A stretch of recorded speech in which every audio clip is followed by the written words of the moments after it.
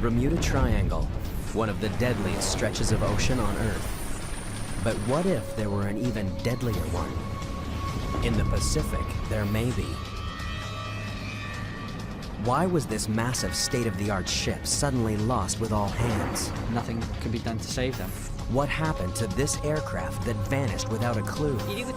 I think an entrance to another dimension opened in this area. What deadly forces send sailors to their doom? It's really a terrifying experience for those that were on board. The world's most powerful navy knows the dangers well. The moment you stop respecting it or fearing it is when things go wrong. Join the search to fathom the Pacific Ocean's deadliest enigma. A quest that takes us over, on, and deep into the depths of the deep blue graveyard called the Devil's Sea.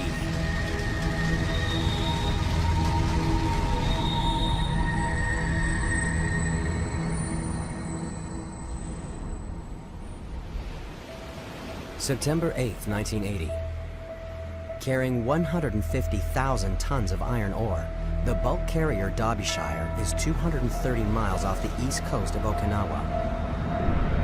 The Derbyshire is a gigantic ship, longer than 3 football fields, twice the size of the Titanic, only 4 years old. From stem to stern, her design is state-of-the-art. Anyone should have felt perfectly safe sailing aboard her. But some, like able seaman Peter Lambert, didn't. Whenever he came home on leave, he'd naturally talk about the ship he was on, about the people he'd met, the seafarers, the friends he'd made. And of course he wrote letters home. And as I say, he just said he just didn't like the Derbyshire, there's just something about it. There's a lot of people said the same thing. Reluctantly, Peter signed on for one more voyage to earn enough money to get married. He was 19 years old. But his wedding would never take place. On September 9th, the Derbyshire and her entire crew disappeared. It was the largest British ship ever lost at sea, and no one could explain why.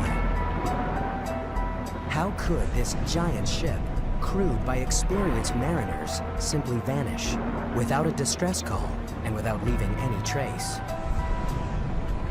Could she be another victim of one of the Pacific Ocean's most enduring and frightening enigmas?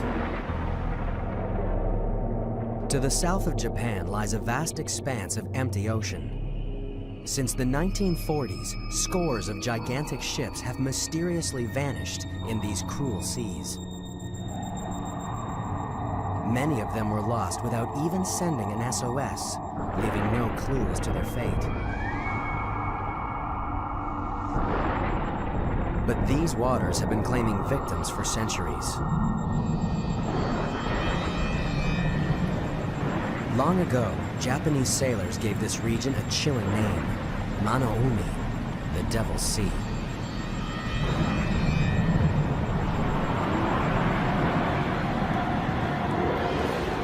Japanese legends tell of unknown forces that overpower the strongest of ships, and great sea monsters that drag sailors to their death.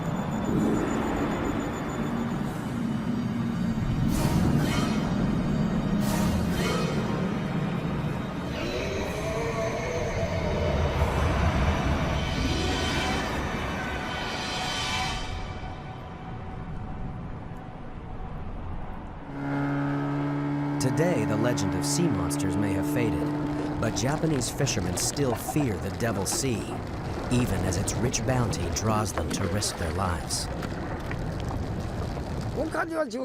A Devil's Sea is also an abundant sea. Fish always cluster here. These seas are very different from other places. Waves change quickly and unpredictably. So if you're relaxed on a boat in these places, you will get into trouble. Intrigued by persistent reports of mysterious disappearances, some have searched for patterns that might solve the enigma of the Devil's Sea. Some claim that when plotted on a map, the modern disappearances form a triangle of doom. But that's only the beginning. The triangle in the Devil's Sea lies on the same lines of latitude as another infamous stretch of ocean on the other side of the world, the Bermuda Triangle. Could this be more than coincidence? Could the Devil's Sea be another Bermuda Triangle, or even deadlier than the Bermuda Triangle?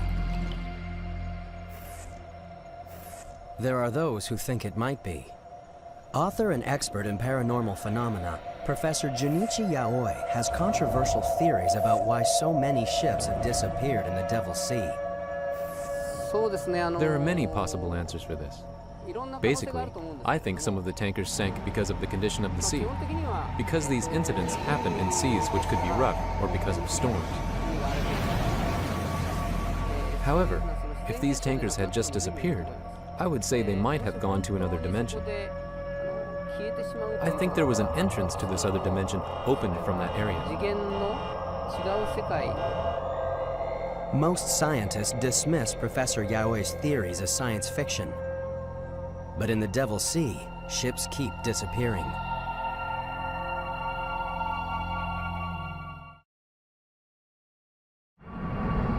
January 2002. The MV Linjie, a Chinese freighter with 19 crew on board, fails to arrive at the Japanese port of Kagoshima.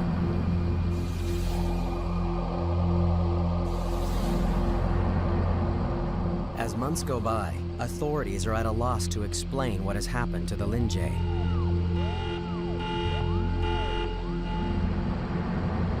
She has disappeared without a distress call and without leaving any signs of her fate.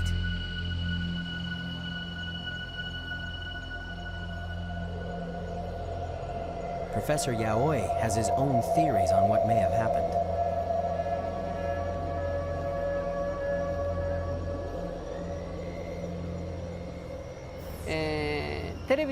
Let me explain it with an easy example. Imagine a radio wave. TV programs, such as a drama, a documentary, and news are made in a studio. When these programs are broadcast, their mode is changed to a radio wave, which we can't see nor touch. So what I'm telling you is maybe the different dimension is here in the place we live, but we just can't see nor touch it.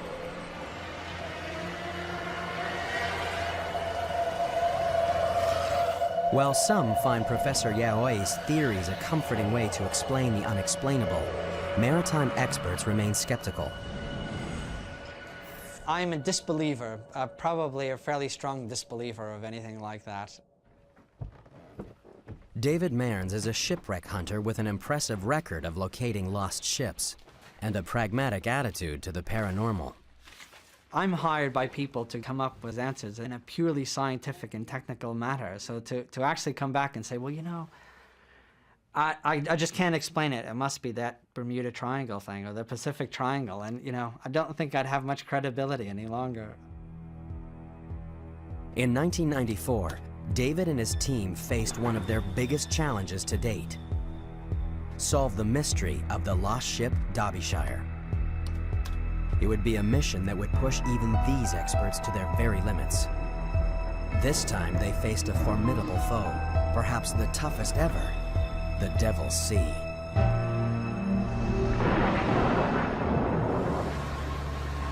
The crews of Patrol Squadron 47 know how hard it is to find anything on this featureless ocean. The U.S. Navy's eyes in the sky are charged with anti-submarine warfare, surveillance, and search and rescue. There's really nowhere in this theater that we can't get to within a certain amount of time. We've always got a ready plane that'll launch within 1 hour. It's always available. So if there's any kind of search and rescue mission needs to be done, any kind of piracy activity, anything that has to be done, BP-47 can get on station as soon as possible. The airmen know this region like the back of their hands, but even they can't explain everything they experience out here. There's been some stories, there's been some rumors about strange things happening on the aircraft. Acoustically, we pick things up that sometimes don't get recorded. You know, we'll hear something that sounds kind of funny. We'll get back, we'll play it on the recordings, it's just not there. Yeah, there's a lot of stories about seatbelts coming uncrossed, hatches open and closing by themselves in different areas you fly around. In a high-tech, high-risk job like this, it pays to be on your guard. The men and women who fly these unfriendly skies know that it isn't just ships that disappear out here. The skies over the Devil's Sea have claimed their share of planes. One mysterious disappearance more than any other haunts the crews that fly here every day. March 22nd, 1957, 4:48 a.m. A USAF C-97 Stratofreighter departs Wake Island, bound for Tokyo International Airport with 67 military personnel on board.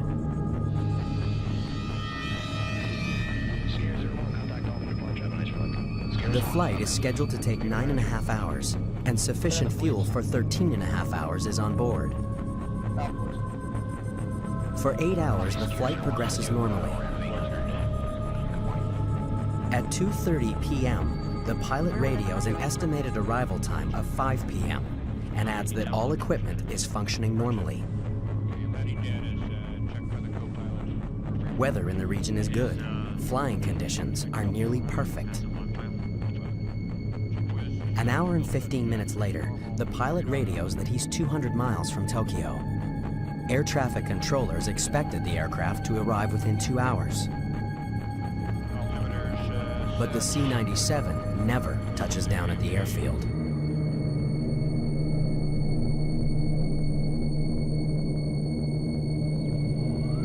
Search and rescue flights scour thousands of square miles of ocean surface, retracing the plane's flight path. They find nothing. The giant Stratofreighter has vanished into thin air. Something in or over the Devil's Sea was powerful enough to wipe the massive aircraft from existence. What could have happened to this formidable aircraft, built for combat, flying in perfect conditions? To this day, no one knows. It remains a mystery, and an unknown hazard that the men and women of the military must accept in the line of duty. Normal radar altimeter is 1,000 pilot. The Devil's Sea hides its secrets well, but daring expeditions and groundbreaking research are beginning to reveal some startling answers to age-old questions. Just like the Bermuda Triangle, nothing is ever as it seems in the Devil's Sea.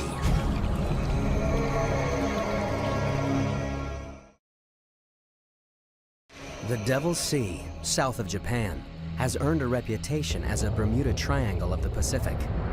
Giant ships sailing through these waters have disappeared suddenly and without a trace.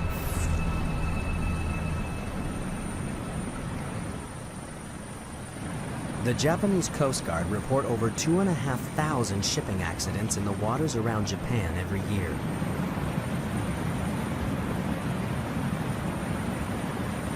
These deadly waters are vast and unforgiving. The chances of finding a ship lost out here makes finding a needle in a haystack look easy.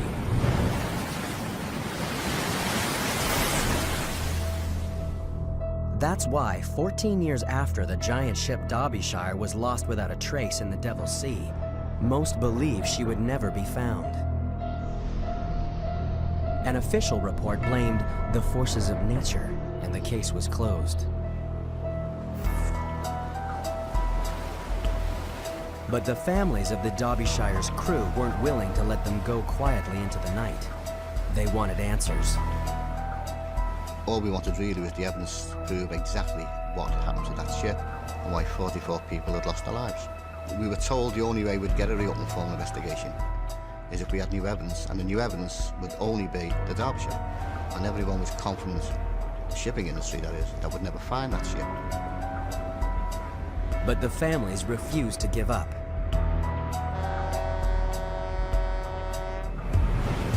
In July 1994, an expedition team led by David Mearns of Oceaneering Technologies headed into the Devil's Sea, convinced that they could crack the case. Their hopes were pinned on one slim lead. At the time that the Derbyshire was lost, search and rescue planes reported an oil slick not far from her last known position. No one else had really used oil as the primary clue to actually go out and find a ship. So there was some uncertainty at the time about, how big the area could be. is the oil directly above the ship, or is the oil being set down current 10 miles, 50 miles, 100 miles? Nobody really knew. But my gut feeling was that it was an excellent marker, and that would lead us to the wreck of Derbyshire. On this clue alone, David Mearns and his team would try to achieve the impossible: find the Derbyshire and lay the mystery to rest. It was one thing to mount a search, but on this vast and violent ocean, the odds of finding Derbyshire were astronomical. The ocean floor lay miles below, and even if Derbyshire was down there, there was no telling what wreckage may remain 14 years after she was lost. Against these staggering odds, the expedition team placed their faith in a state-of-the-art device: the side-scan sonar towfish. Towed behind their vessel, it would travel along the ocean floor and send back pictures from 2.5 miles below. But these sonar sweeps would also be a race against time. Every day of searching would cost tens of thousands of dollars. The search team had enough money for only 8 days at sea. The sonar towfish descended beneath the waters of the Devil's Sea and began transmitting eerie images from the ocean floor. To the untrained eye, they were a jumble of shapes and shades. But to David Mearns, something stood out. Yeah, you can see the high is down in the end of that line. We actually started seeing some things that looked a bit suspicious. And as we went on to the next line, we saw even more trace. And then finally the third line, we went right over something which was a great big dense patch of hard material. Whether it was rock or wreck, we couldn't tell. Look at that falling right across. Could this be the break they were hoping for? The team knew the success or failure of the expedition hung in the balance. Everything depended on what they would see next, as the ship began its second pass. As we were approaching, literally right to the point of the sonar starting to pick up the images, we lost the towfish. Just ping, like that. You know, so this very heavy, double-armored steel cable just snapped. And there goes our $600,000 towfish off the back of the ship, and we knew immediately it was lost. The sonar towfish, their best chance of success, was lying 2.5 miles below on the seabed. Time was running out. Round 1 to the Devil's Sea. And before a recovery can be attempted, a storm threatens on the horizon, and the team must batten down the hatches and brace for impact. They're painfully aware of what the weather can do out here.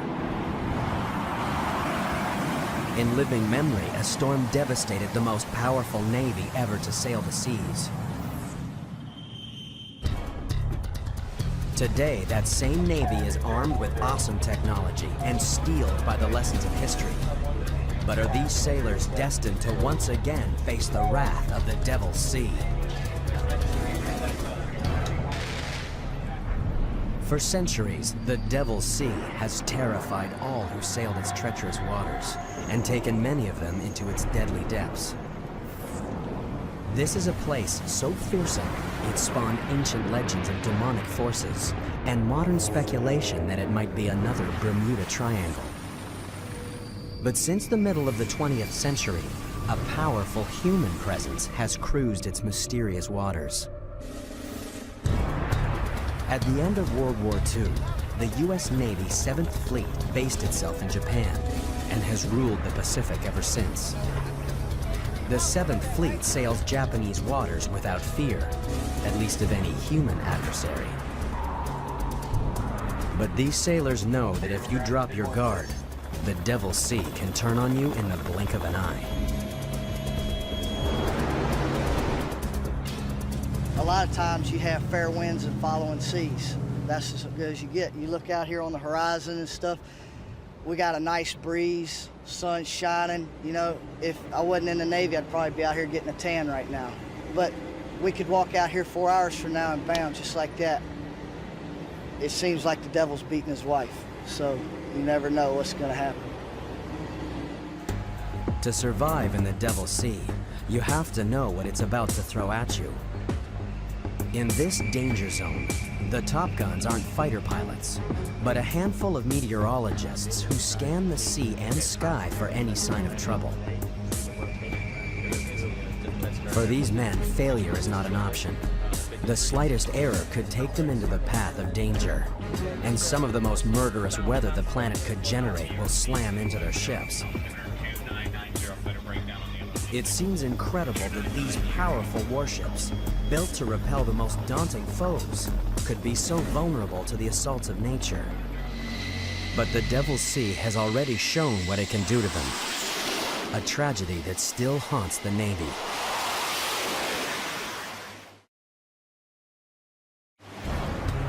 December 1944. World War II rages in the Pacific. The suicide squadrons of the Japanese kamikaze are the most feared enemy in this theater. But the terror they inspire is about to be surpassed. Task Force 38, a U.S. Navy carrier battle group, pounds Japanese forces in the Philippines, softening them up before MacArthur's invasion hits the beach.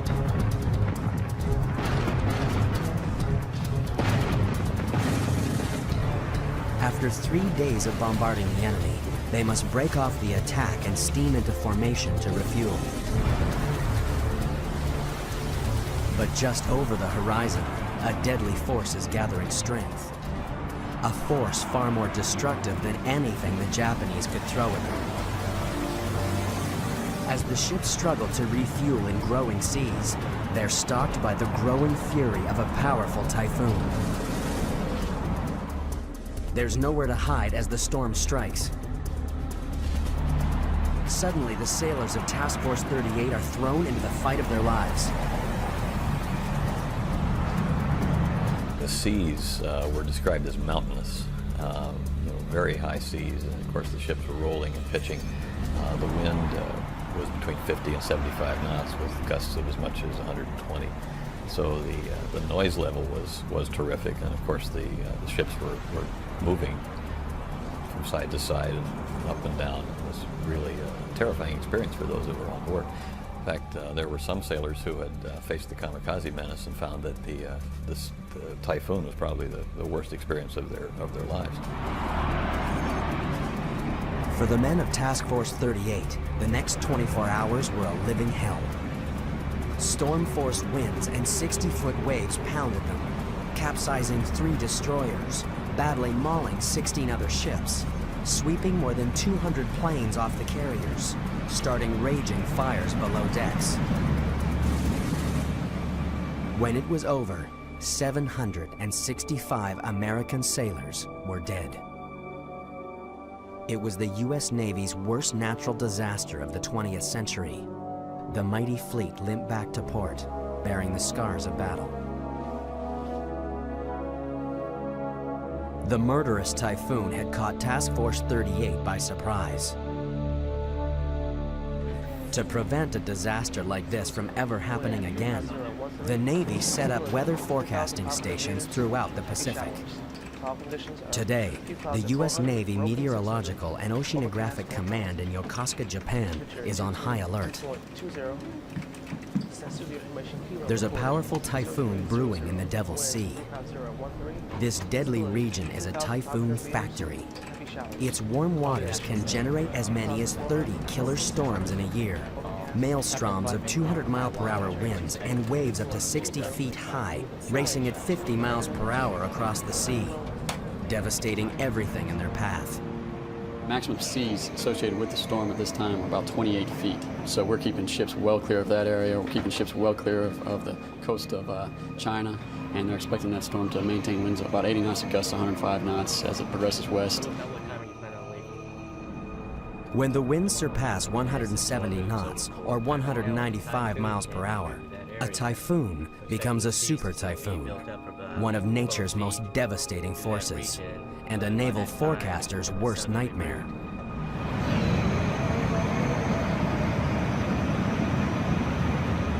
In a super typhoon, you can have seas well in excess of 35 feet. And much larger than you ever want to see a ship encounter. Very capable of sinking ships, grounding ships, destroying harbor facilities and housing on islands. Just absolutely devastating to anything that they encounter. 170 knots will tear down concrete walls and permanent structures.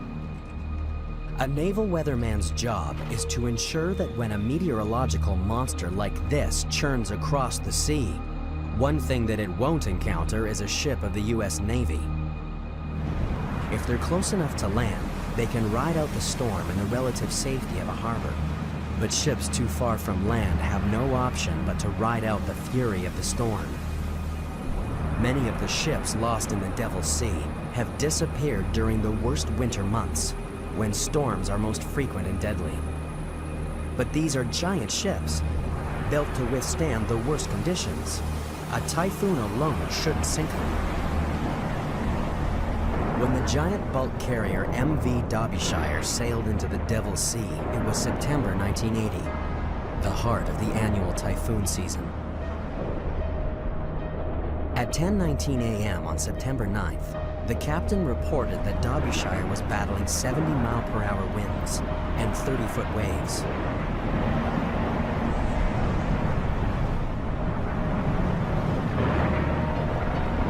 But the captain wasn't especially worried. He was confident that a ship as large and well-designed as his should have no trouble surviving even such severe weather. He radioed that their arrival in port would be delayed by no more than a few days. Instead, Derbyshire disappeared without a trace. How could he have been so tragically wrong? Could the answer lie buried beneath the waves? Violent forces lurk down here. Forces that modern science struggle to fathom. Forces that may hold answers to the mysteries of the Devil's Sea.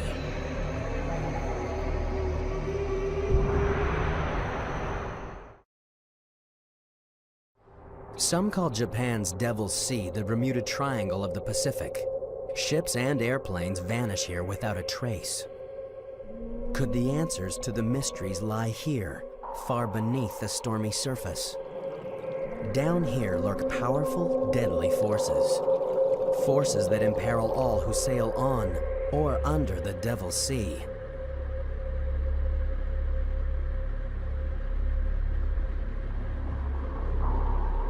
The Devil's Sea has been a watery grave for submariners. It took an especially heavy toll on the submarine fleets of World War II. 1 in 5 U.S. Navy submarines never returned from the sea, and nearly half of the 52 U.S. submarines lost during World War II met uncertain fates. Today, researchers are uncovering the deepest secrets of the Devil's Sea.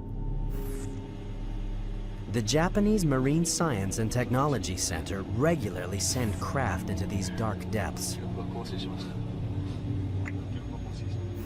The Shinkai 6500 submersible is the pride of the fleet, built to dive to the bottom of the world's deepest oceans. Marine scientists spend long hours in the inky depths, opening up an unseen world on a scale that is scarcely believable. In some places, the deep rifts in the ocean floor drop 37,000 feet beneath the surface. If the highest mountain in the world, Mount Everest, were to rise from this abyss, it would still be over a mile below the waves. Researchers have only scratched the surface of this undersea world. Could this be the final resting place of the World War II submarines lost to unknown causes? There is no telling what these shadowy depths could hide. Some have even suggested that there is an alien life force lurking beneath the Devil's Sea. One account from a Russian research scientist was widely reported in the paranormal press. On August 18, 1980, The Soviet vessel Vladimir Vobirov was returning from a research mission off the coast of Japan. Expedition leader Professor Platonov claimed he was on watch when suddenly an unidentified submerged object burst from the sea and circled the ship. According to the professor, it was cylindrical in shape and scorched the area with a blinding blue light.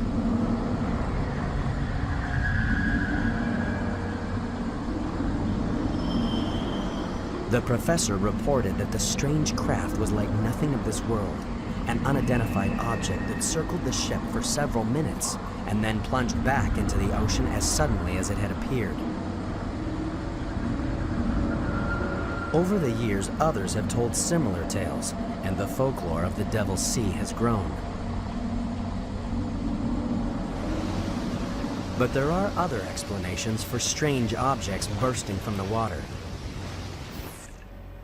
Japanese scientists dismissed the notion of an undersea alien life force.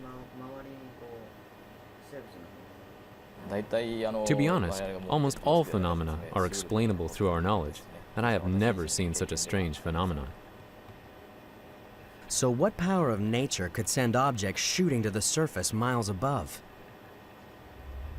One answer can be found at the western depths of the Devil's Sea, where the Earth's molten core threatens to break through the fragile crust.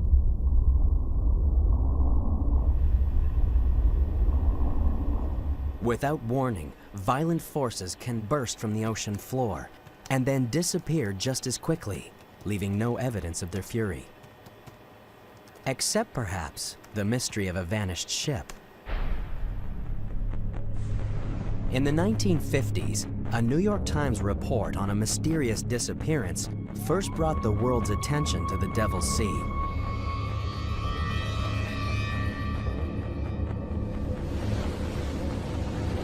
September 23, 1952, the Kayumaru 5, a Japanese Coast Guard research vessel with 31 crew aboard, heads for the Myojin Reef in the Devil's Sea to monitor strange underwater activity. Making good speed, the crew expects to reach the reef in less than a day. But after 3 days of radio silence, the Coast Guard declares the vessel missing.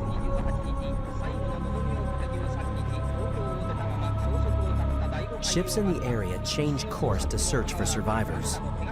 None of the Kayumaru's crew is found. The mystery deepens until, by chance, the searchers witness a violent natural phenomenon.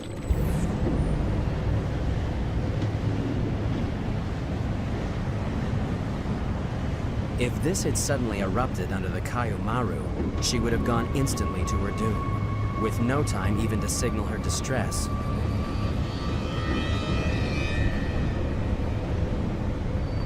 Searchers found a few scraps of wreckage, but none of them bore a ship's name, and there were no survivors to tell their tale. The fate of the Kayumaru would remain a secret of the Devil's Sea. Grieving relatives were forced to accept that the ship was simply gone, and with it, their husbands, sons, and fathers. The Japanese Coast Guard warned ships to avoid Myojin Reef because of the danger of an undersea eruption, and a legend was born. But rumblings in the depths can kill in more ways than one. When an earthquake strikes Japanese coastal towns, residents run to the hills. An earthquake on the seafloor sends a shockwave racing to the surface. A bulge of water is displaced and moves swiftly through the ocean. This irresistible force is the tsunami, the deadliest of waves. In the open ocean, tsunami waves can travel at over 500 miles per hour. Anyone caught in its path, on land or in a harbor, has no chance. As a child, Takao Suzuki was one of the lucky few when a tsunami annihilated his village. It was terrible. At 12 o'clock, the earthquake struck. A few minutes later, the tsunami came. People tried to escape, The people who died were not so far away from us, but they were killed.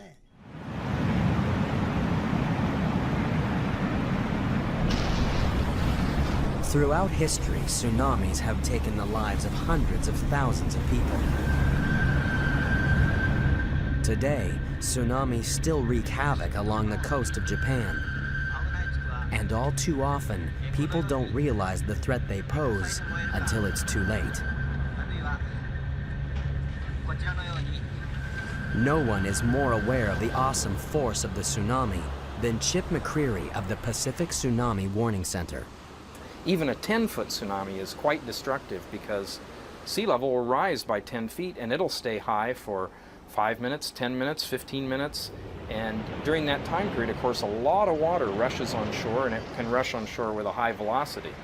This not only floods areas, but the force of the water knocks things down and picks up debris, which in turn acts as battering rams. It's no wonder that some have suggested that these monster waves could be responsible for the ships missing in the Devil's Sea. But those who know the tsunami best say it's unlikely. A big destructive tsunami might only be a meter or less in height out on the open ocean, and because these waves have very long wavelengths, the time it takes for the wave to go up and then go back down is a long time. It might be 20 minutes, even up to an hour. So this slow rise and fall of the sea out in the middle of the ocean is quite unnoticed. Although they cause massive destruction on the coast, tsunamis can't take the blame for a ship missing at sea. Far out to sea, time was running out on the expedition searching for the lost ship Derbyshire. There had been a promising sonar scan of the seafloor where the ship was reported missing. But before they could make a positive identification, the sonar towfish had been lost, claimed by the Devil's Sea. Now the storm relented and the mission could go ahead. They would attempt to recover the towfish and identify the target. But would they be prepared for what they'd find 2.5 miles below?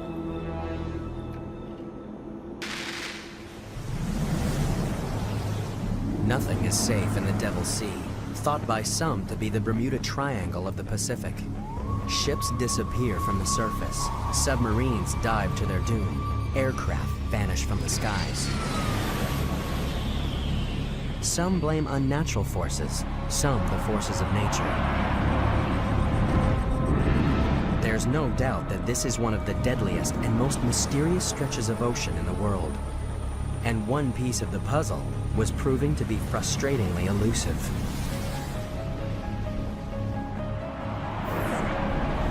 The Devil's Sea had foiled one attempt to solve the mystery of the lost ship Derbyshire.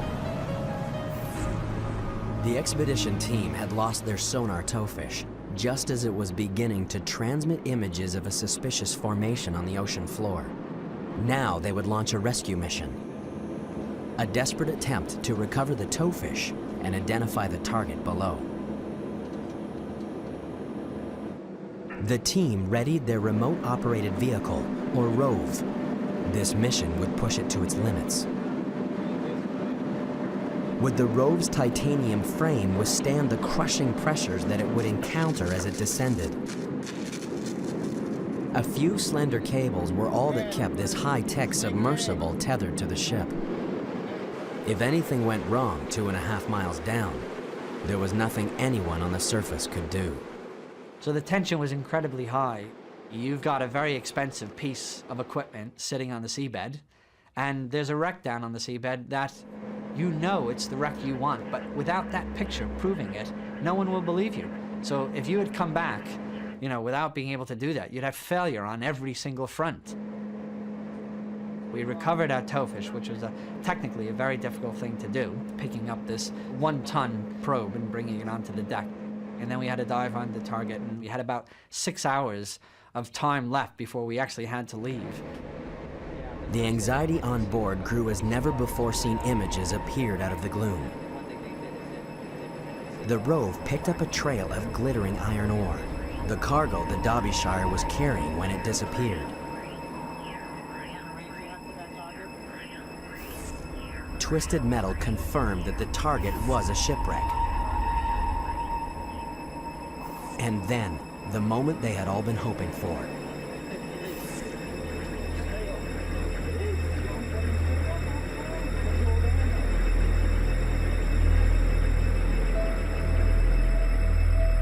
Proof at last that the mighty ship had not simply disappeared, that behind this mystery at least, there lay an answer. Finding a shipwreck is a fantastic feeling. People had predicted she'd never be found. So, you know, the moment that you actually start seeing wreckage, to be able to see that image is a great feeling.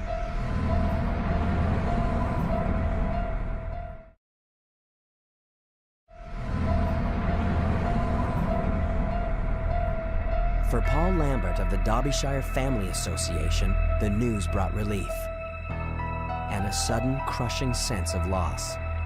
A lot of families at the back of their minds still did not accept the Derbyshire had sank. You know, there's a lot of desert islands in that area, and some of them still felt that the husbands, the sons and daughters were actually on a desert island. We remember those who lost their lives at sea while sailing on the merchant vessel Derbyshire. And when you actually find the ship, then that belief is taken away. So there's a lot of mixed emotions, you know, this sudden reality that, you know, the loved one wasn't coming home. Even though it was 14 years after the ship had sank, they still held on to that belief. Geoffrey Victor Underhill.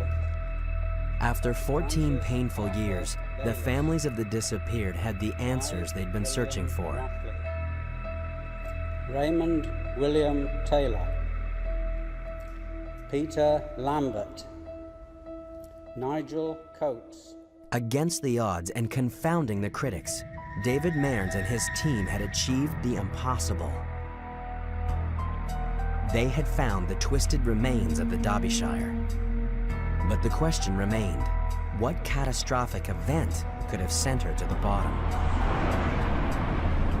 The findings of the expedition helped maritime experts piece together the doomed ship's final moments. Derbyshire was caught in a typhoon she couldn't outrun. The storm waves were almost exactly the same length as the ship, so as Derbyshire descended down each wave, it pushed her bow into the next one. As wave after wave rolled over her, they tore away her bow fittings and flooded her forward hold. Now the bow is actually biting into the waves, and they probably knew at that time they were in real trouble. They could feel it. An experienced master and crew could actually feel the sluggishness of the vessel rising to the waves, because they know the forward section is now being flooded. With her bow held under water, it was only a matter of time before the waves stove in cargo hatches 1 and 2, and the ship began a descent from which she could never recover. The relentless sea tore her into 3 pieces and crushed her as she sank. The crew had no chance. There was no way for them to launch their lifeboats or to be saved in any way. They just had to hope that the ship somehow rode it out even while she was foundering. But I think there would have been some minutes there where they knew, possibly as many as 10 minutes, where they knew that that nothing could be done to save them.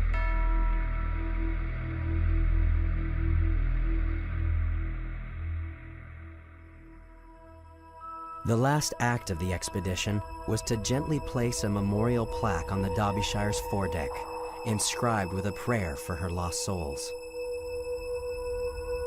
Tragically, the Derbyshire wasn't the only ship lost in this way. Just a few years after Derbyshire was lost, her 2 sister ships were also torn apart by storms they ought to have survived because of the same design faults.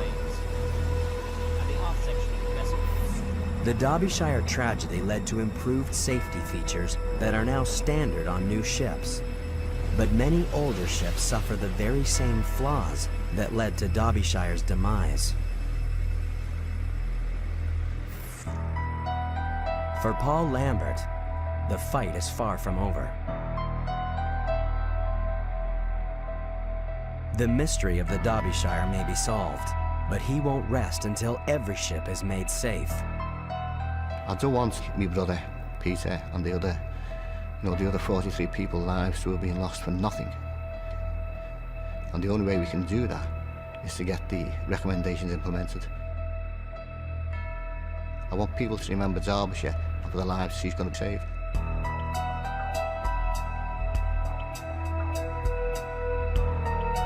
It may be cold comfort, but there is some comfort in the knowledge that many mysterious disappearances can be accounted for. And every mystery solved improves the odds for the thousands of seafarers who venture out onto the Devil's Sea every day.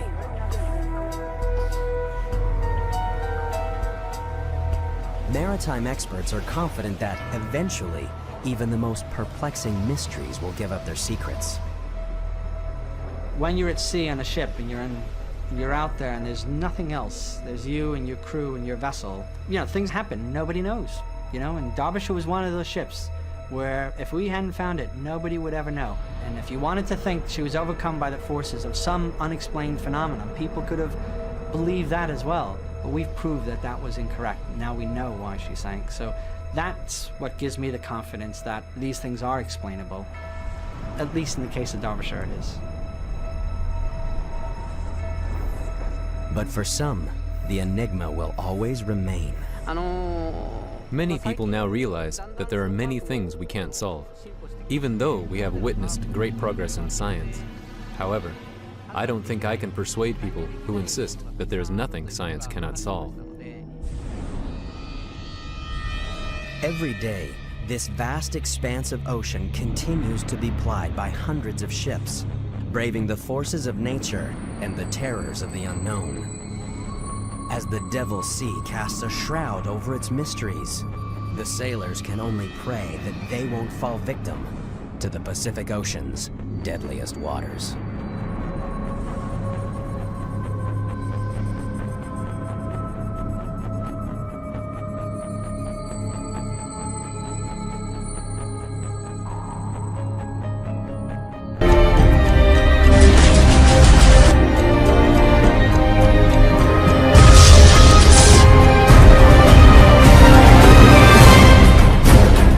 In these places, you will get into trouble.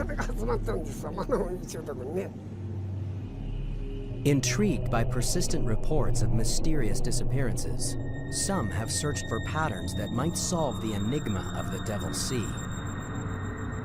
Some claim that when plotted on a map, the modern disappearances form a triangle of doom. But that's only the beginning.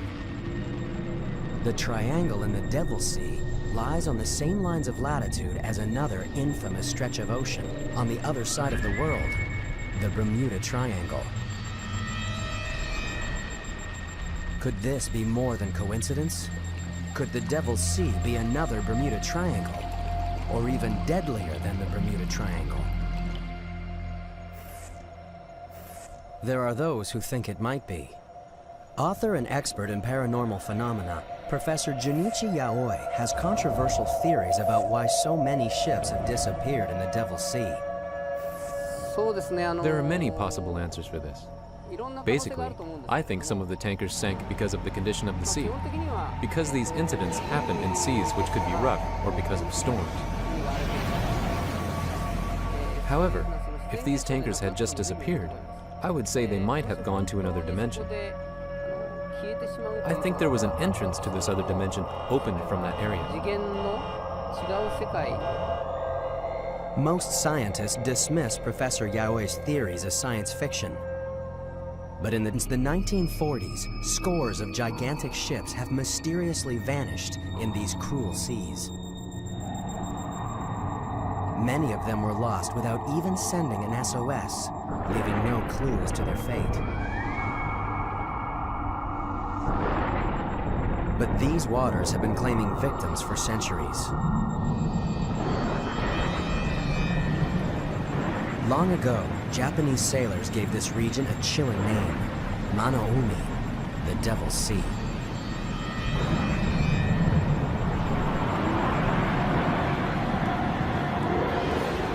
Japanese legends tell of unknown forces that overpower the strongest of ships, and great sea monsters that drag sailors to their death.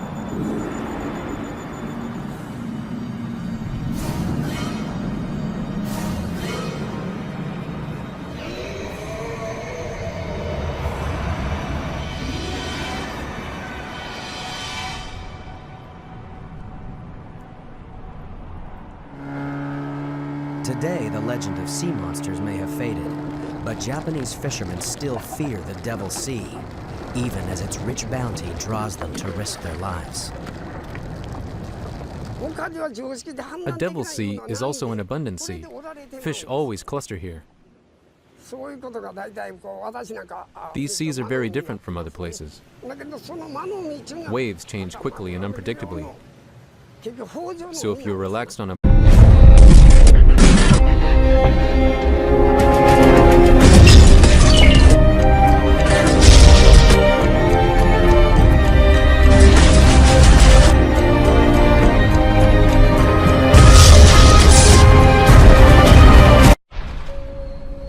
The Bermuda Triangle, one of the deadliest stretches of ocean on Earth. But what if there were an even deadlier one? In the Pacific, there may be. Why was this massive state-of-the-art ship suddenly lost with all hands? Nothing could be done to save them. What happened to this aircraft that vanished without a clue? I think an entrance to another dimension opened in this area. What deadly forces send sailors to their doom? It's really a terrifying experience for those that were on board. The world's most powerful navy knows the dangers well. The moment you stop respecting it or fearing it is when things go wrong. Join the search to fathom the Pacific Ocean's deadliest enigma. A quest that takes us over, on, and deep into the depths of the deep blue graveyard called the Devil's Sea.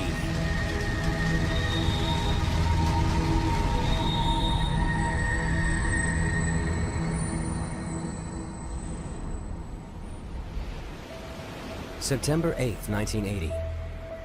Carrying 150,000 tons of iron ore, the bulk carrier Derbyshire is 230 miles off the east coast of Okinawa. The Derbyshire is a gigantic ship, longer than 3 football fields, twice the size of the Titanic, only 4 years old. From stem to stern, her design is state-of-the-art. Anyone should have felt perfectly safe sailing aboard her. But some, like able seaman Peter Lambert, didn't. Whenever he came home on leave, he'd naturally talk about the ship he was on, about the people he'd met, the seafarers, the friends he'd made. And of course he wrote letters home. And as I say, he just said he just didn't like the Derbyshire, there's just something about it. There's a lot of people said the same thing. Reluctantly, Peter signed on for one more voyage to earn enough money to get married. He was 19 years old. But his wedding would never take place. On September 9th, the Derbyshire and her entire crew disappeared. It was the largest British ship ever lost at sea, and no one could explain why. How could this giant ship, crewed by experienced mariners, simply vanish without a distress call and without leaving any trace? Could she be another victim of one of the Pacific Ocean's most enduring and frightening enigmas? To the south of Japan lies a vast expanse of empty ocean. The Devil's Sea, ships keep disappearing.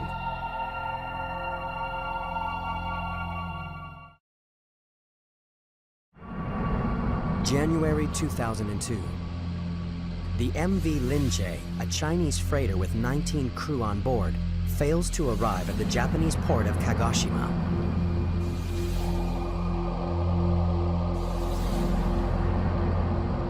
As months go by, authorities are at a loss to explain what has happened to the Linjie.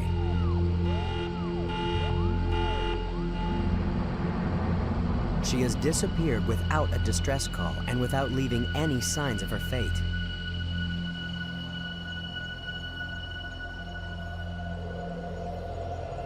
Professor Yaoi has his own theories on what may have happened.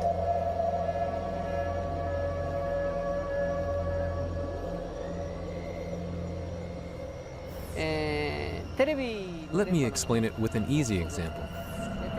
Imagine a radio wave. TV programs, such as a drama, a documentary, and news are made in a studio. When these programs are broadcast, their mode is changed to a radio wave. which we can't see nor touch. So what I'm telling you is maybe the different dimension is here in the place we live, but we just can't see nor touch it.